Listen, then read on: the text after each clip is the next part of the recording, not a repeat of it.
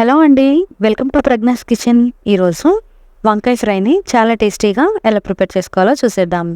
మీరు ఎప్పుడు చేసుకునే విధంగా కాకుండా ఒక్కసారి కనుక వంకాయ ఫ్రైని ఈ విధంగా ట్రై చేశారంటే ఎప్పుడు కూడా ఇలాగే చేసుకుంటారంటారు. అంత బాగుంటుంది దీని టేస్ట్. ఇంకా వంకాయ తినడానికి ఇష్టపడిన వాళ్ళు కూడా ఎంతో ఇష్టంగా తింటారు.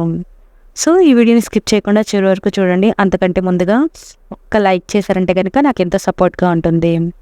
ముందుగా ఇక్కడ నేను ఒక అరకిలో వంకాయలని ముక్కలుగా కోసుకొని ఉప్పు నీళ్ళలో నానబెట్టుకున్నానండి. ఇలా చేయటం వల్ల మీకు వంకాయ చేదు అనేది రాదు.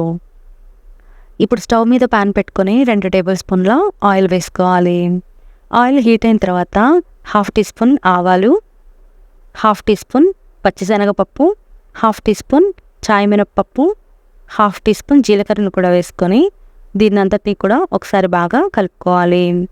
ఇది కలర్ చేంజ్ అయిన తర్వాత ఇందులోకి ఒక రెమ్మ కరివేపాకు, అలాగే 2 ఉల్లిపాయలని చిన్ని ముక్కలుగా కట్ చేసుకొని వేసుకోవాలి. మనకి వంకాయ ఫ్రైలోకి ఉల్లిపాయలు అనేవి ఎక్కువ ఉంటేనే బాగుంటుందండి. వంకాయ ఫ్రై అనే కదండి, కర్రీ అయినా సరే ఆనియన్స్ ఎక్కువ ఉంటేనే మీకు టేస్ట్ అనేది బాగుంటుంది.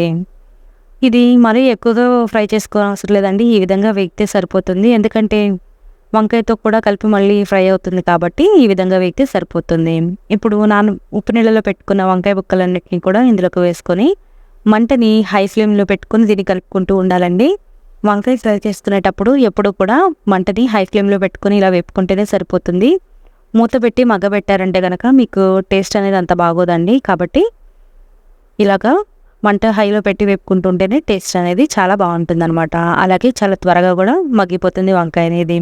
ఇలా ఉన్నప్పుడు 1/2 టీ స్పూన్ పసుపు కూడా వేసుకొని మరొకసారి బాగా కలుపుకుందామండి. ఇంకా ఇది వేగడానికి కొద్దిగా టైం పడుతుంది కదండి. దీనికి కావాల్సిన మసాలా పేస్ట్లు కూడా మనం ప్రిపేర్ చేసుకుందాం. ఈ 1/2 కేజీ వంకాయలకు గాను మనకి ఇక్కడ 8 వరకు పచ్చిమిర్చి తీసుకున్నానండి. అలాగే అంగుళం అల్లం తీసుకున్నాను. ఒక 5 వెల్లుల్లి గర్భాలు కూడా తీసుకున్నాను. ఈ అల్లాన్ని చిన్న ముక్కలుగా కోసుకొని పట్టుకుందామండి, లేదంటే మిక్సీ వేసేటప్పుడు మెత్తగా నలగదు. ఇప్పుడు మిక్సీ జార్ తీసుకొని పచ్చిమిర్చి, అల్లం అలాగే వెల్లుల్లిపాయలను కూడా మిక్సీ జార్లోకి వేసుకొని దీన్ని మరీ మెత్తగా కాకుండా బరకగా మిక్సీ పట్టుకోవాలండి. చూస్తున్నారు కదండి, ఇక్కడ మనకి పచ్చిమిర్చి అలాగే వెల్లుల్లి అనేవి మనకి సపరేట్గా కనపడుతున్నాయి. ఈ విధంగా బరకగా పట్టుకోవాలి. ఇప్పుడు దీన్ని పక్కన పెట్టేసుకుందామండి. ఇక్కడ మనకి వంకాయ కూడా ఆల్మోస్ట్ మగ్గిపోయింది, చూసారు కదండి. ఒకసారి చెక్ చేసుకుందామండి. చూసారు కదండి, ఈ విధంగా ఉన్నప్పుడు మనం మిక్సీ పట్టుకున్న మసాలా పేస్ట్ని వేసుకొని దీన్ని బాగా కలుపుకోవాలి. అలాగే రుచికి సరిపడినంత ఉప్పు కూడా వేసుకొని బాగా కలుపుకుందాము. మనకి ఈ పచ్చిమిర్చి అలాగే అల్లం వెల్లుల్లి పేస్ట్ అనేవి పచ్చివాసన పోయేంత వరకు దీన్ని ఈ విధంగా బాగా ఫ్రై చేసుకోవాలి. అలానే మరీ ఎక్కువసేపు ఏం పట్టదండి, జస్ట్ ఒక 2-3 మినిట్స్ ఇలా ఫ్రై చేసుకుంటే సరిపోతుంది. ఇప్పుడు ఇందులోకి నేను ఇక్కడ 1 కప్పు పచ్చి కొబ్బరి తురుము తీసుకున్నానండి. మీరు మిక్సీ పట్టుకోకుండా మ్యాక్సిమం తురుముకునే ఉంటాయి కదండి, వాటితో తురుముకున్నారంటే కనుక టేస్ట్ అనేది బాగుంటుంది. కొబ్బరి 1 కప్పు వరకు వేసుకున్నాను కదండి. ఈ కొబ్బరి వేసుకోవడం వల్ల మీకు ఎక్స్ట్రా టేస్ట్ అనేది యాడ్ అవుతుంది, చాలా బాగుంటుంది కూడా. ఈ కొబ్బరి కూడా వేసుకున్నాక మరొక నిమిషం పాటు బాగా కలుపుకుందాము. నిజం చెప్తున్నానండి, ఈ కర్రీ కనుక టేస్ట్ చేశారంటే ఎప్పుడు కూడా ఇలాగే ప్రిపేర్ చేసుకుంటారు, అంత బాగుంటుంది దీని టేస్ట్. ఇంకా ఫైనల్గా ఇందులోకి 1/2 కప్పు కొత్తిమీర వేసుకుంటున్నానండి.